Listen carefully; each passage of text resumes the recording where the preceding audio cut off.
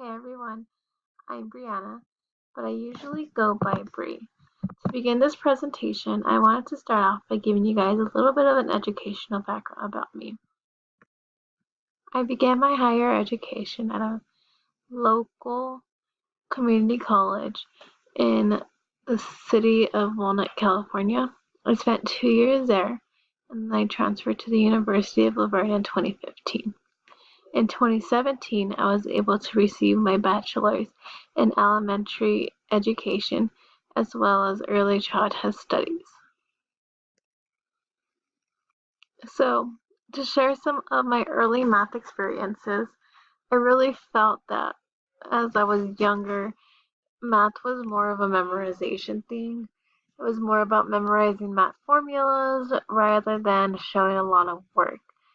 Um, this is really different from what I teach now, which is kind of complicated. I really like this quote because I felt like it resonated with me. It says, "The good old days of memorizing math formulas or multiplication tables are gone. Instead, Common Core math requires students to show how they reason their way to right answers. As a result, many parents say homework is far more complicated than it used to be. For example, the right answer to 3 times 5 isn't just 15 anymore.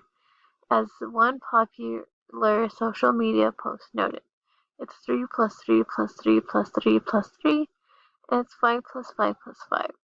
The new methods leave many parents baffled. This is just a new concept for me, and I really feel like sometimes the old methods are more effective than it is now.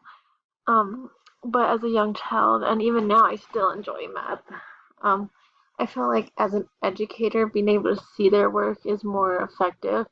Yet, as a student, doing the work without showing my work is more effective for me.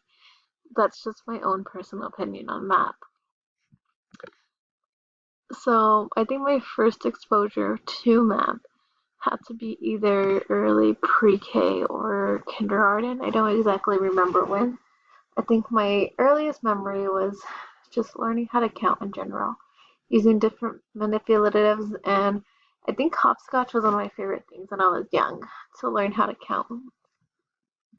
How do you view yourself as a mathematician then and now? So when I was younger, I always felt that I was an outlier to the group in my class.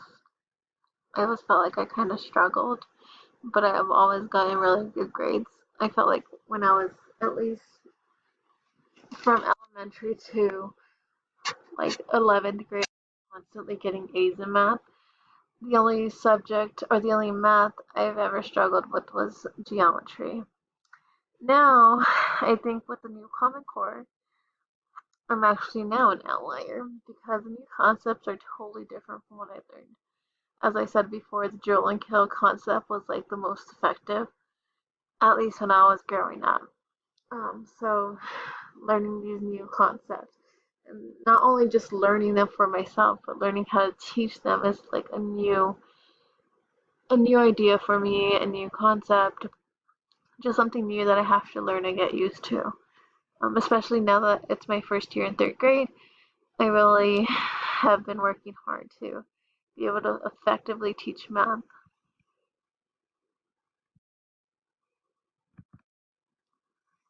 So overall, I will use these self-reflections to just learn. I mean, in general, just learn what's effective and what's not effective.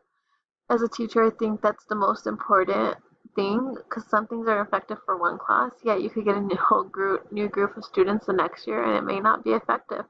I think sometimes drill and kill is more effective than Common Core, or sometimes just um, showing basic work rather than showing like a whole diagram for something. It's simpler for the kids to understand.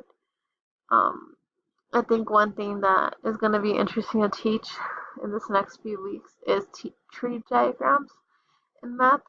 I've actually never been exposed to it, so that's going to be something new and something that I'm interested in learning about. So yeah, thank you guys for watching.